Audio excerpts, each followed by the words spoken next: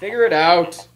Hello, this is Adam Koralik with Figure It Out Productions. The following video is part of our Quick Shoot series and is intended to aid the Dreamcast and gaming community. So let me start out by saying that this video will not be particularly Dreamcast related. In fact, if you saw the title, you probably already know that. But just in case you're like, you need a Dreamcast fix while you're watching this, for those guys, I have a little mini paper Dreamcast here. You can just watch that during the video and you'll be okay. For everybody else, we'll just continue onward. So recently I did a video, unless this isn't way in the future, then it's not that recent, but the previous video prior to this was about this game for the Sega Dreamcast that had just come out called Fast Striker. I did an unboxing of this game. And I believe, yeah, okay, this is regular version, limited edition. Again, go buy this game, support the Dreamcast scene. But yeah, this game came out, I did an unboxing, and I was a little surprised to get a couple of different kinds of complaints. One complaint I often get when I make videos like this are about my other show called Bad Movie Theater, which, by the way, I recommend you all go watch. It is much better than this. This is me with a camera, my hands, talking about stuff that's in front of a table. It's not that interesting, but I thank you guys for watching it anyway. But I do this other show that has way more work and production value and effort put into it. Essentially, I take a movie that I think is kind of stupid and I write a review of it. Then I make and edit this review, or well, I have my editor edit it. We work on it together, and it's hilarious. I absolutely suggest you go watch it. Recently, I've been getting a lot of complaints about, oh, where's the next episode? Why are you making this crap when you could be making that show? As if they take exactly the same amount of work. They don't. I assure you, the show is very much alive. I promise it's coming. Be patient.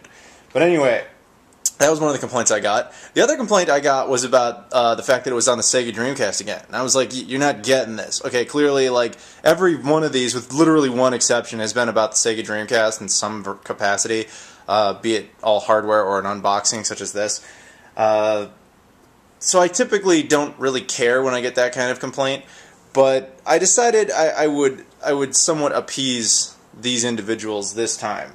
Generally, I'm very systematic. I like to cover everything, which is why I've been strictly on the Sega Dreamcast. In fact, my intention is to go through it all, including games, and then eventually move on to another system. But some people don't like that. I ignore those people typically, but I'm going to humor you a little bit today.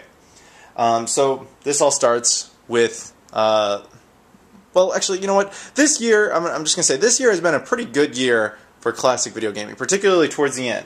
Like I said earlier, we got this year, we got 2010's Sega Dreamcast release of Fast Striker.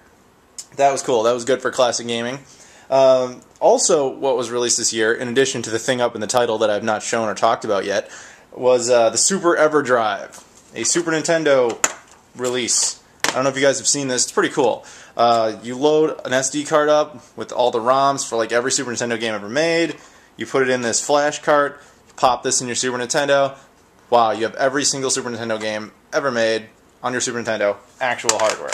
Pretty great. And then earlier this year, they also released the EverDrive regular, which was, well, it's just what it's called, the EverDrive, and it's for the Sega Genesis. Exact same concept, except it's for the Sega Genesis. Which leads us into this, the package I received today from China. So I'm just going to go ahead and do an unboxing. Yeah, so here we go. This was a game that has been on pre-order like forever. I don't know, this should be a bunch of people, I'm probably already not it, but yeah, here we go. This is Pier Solar for the Sega Genesis. One thing at a time here. This letter, as I understand it, I can't read it right now, but as I understand it, it's basically like, hey, thanks for being patient, we're sorry for the delay, but anyway, here's a game, hope you like it. And I'm sure I will. As you can see, just looking at it, it's incredibly well packaged. For those of you who don't know, Pier Solar is a new Sega Genesis game. It's the biggest Sega Genesis game ever made. It's an RPG, which kind of sucks for me because I really don't like RPGs, but I really wanted to support them just because this was such a cool effort. I tend to like to support classic scenes. That's why I got the Super EverDrive, the EverDrive, Fast Striker. Actually, this year I think we also got Halo 2600 for the Atari 2600. I would like to own that. That would be cool. If I had known about that before it became this impossibly rare thing to find, I would own that too. But, oh well. But yeah. Here, okay, the cardboard thing came off. That's cool. It's supposed to. We have some kid. That's kind of weird, but whatever. We got that. And yeah, you can see it from here. I'm so tempted to not open this, but I am going to open it anyway. The reason I'm mostly tempted to not open this is because I know these things are incredibly rare. But if anybody out there actually knows, when they were pre-ordering this, you could pre-order a Japanese style cover, which would say Mega Drive and have Japanese on it. You can get a European style, and then of course you can get what I've got here, which is the Genesis style. Compared to an original Genesis game, let's take Sonic 3 there. Comparable. It's good. I obviously chose the Genesis style art because it would match all the Genesis games. I don't have a Mega Drive. I don't have Mega Drive games. So I figured, why not have it match everything I do own? Now, most people, as I understand it, chose the Japanese art or the European art, making not too many people want the Genesis art.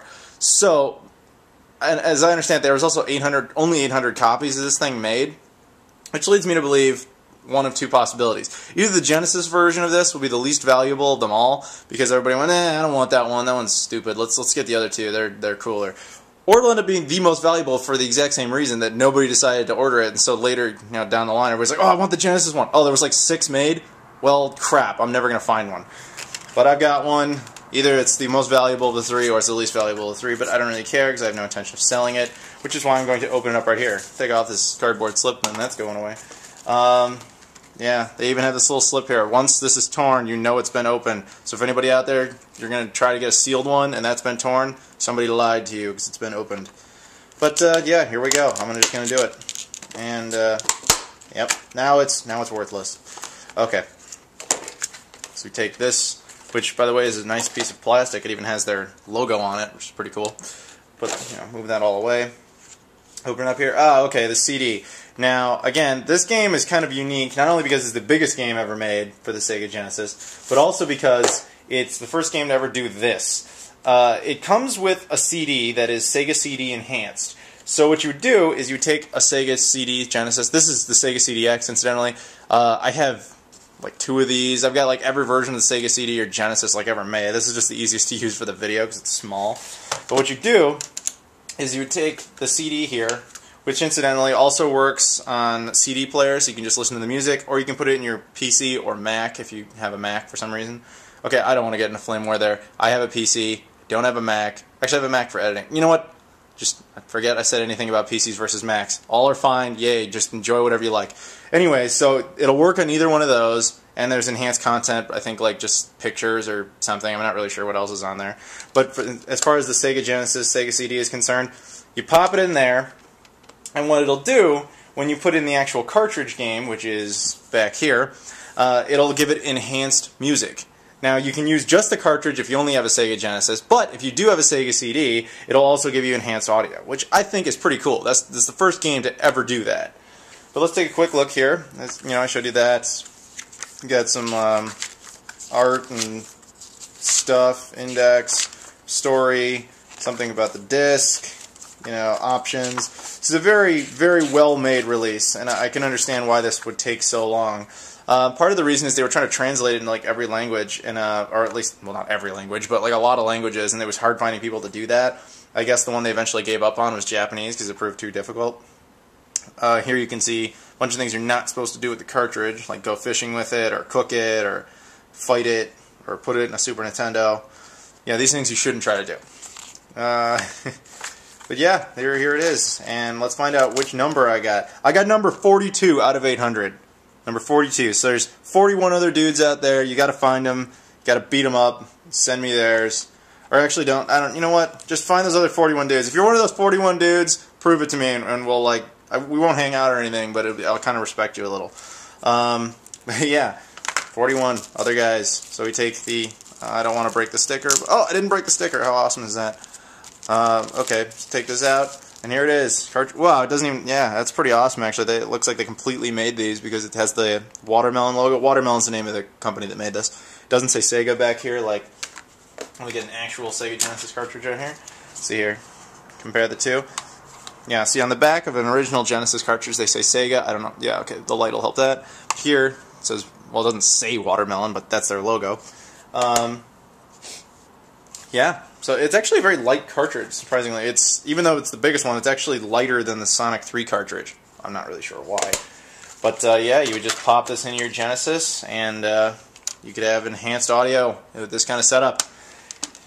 Now, I'm sure I'll get a couple of requests for an actual game review. I have never done a game review. I have every intention of them, but they're going to be Dreamcast game reviews. See, for those guys. For the guys before the whole video, some guy's been watching just this because that's all they care about. For that guy, I'm telling you, there are going to be game videos coming. Just not yet. But anyway, Pier Solar, if you can find it, I'd say go get it, support the scene, but odds are you're going to pay through the nose. Thanks for watching this video. Please subscribe if you so desire. However, we'd really appreciate it if you'd check out our other videos that are of a higher production caliber. Thank you.